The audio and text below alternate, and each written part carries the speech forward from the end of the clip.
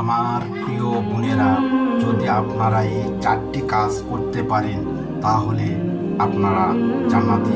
আমাদের প্রিয় নবী হযরত মুহাম্মদ মুস্তাফা সাল্লাল্লাহু আলাইহি ওয়াসাল্লাম বলেছেন, এই হাদিসটি সহিহ ইবনে হিব্বানে 4163 এবং মুসনাদে আহমদ 1661 নম্বর হাদিসে উল্লেখ আছে, যদি কোনো মহিলা এই 4টি কাজ করে তাহলে সে জান্নাতি।